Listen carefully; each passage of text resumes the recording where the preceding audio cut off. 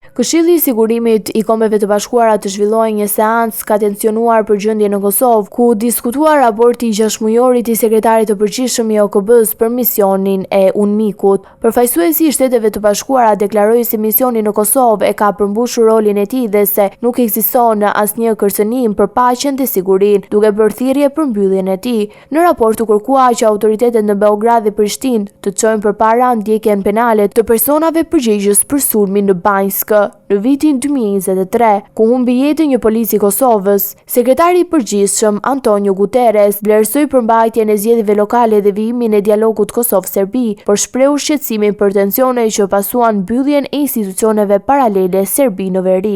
Nga Prishtina, ministra e jashtme Donika Gërvalla e konsideroi raportin e padrejtë dhe të mangët. Ky raport nuk përmban fakte themelore, kërcënimi i vërtet për paqen në rajonin është Serbia, deklaroi ajo, duke theksuar se propaganda e kontrolluar nga presidenti serb Aleksandar Vučić po përgatit opinionin publik për agresionin ndaj Kosovës. Ajo kërkoi që komuniteti ndërkombëtar të ushtrojë presion mbi Beogradin për ndëshkimin e autorëve të sulmit të Banjskës, përfshirë Milan Radojčićin, të cilin e cilësoi krahun e djathtë të Vučićit. Në anën tjetër, ministri i jashtëm serb Marko Gjurić e mbështeti raportin e UNMIK-ut si realist dhe të balancuar, duke pretenduar se të drejtat e serbëve në Kosovë përkeqësohen sistematikisht dhe se janë rritur incidentet në motivet etnike. Ai akuzoi kryeministrin Albin Kurti për spastrime të heshtura etnike kundër komunitetit serb. Përfaqësuesi i SBA-s në fund bëri thirrje të dyja palëve të ulin tensionet dhe të rikthehen në seriozitet në dialogun e ndërmjetësuar nga Bashkimi Evropian për të shmangur çdo